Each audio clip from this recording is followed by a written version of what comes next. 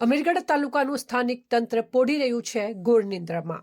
જી હા, આજે વાત કરવી છે અમીરગઢ તાલુકાની। અમીરગઢ તાલુકો એક રાજસ્થાન રાજ્યના સરહદને અડીને આવેલો તાલુકો છે।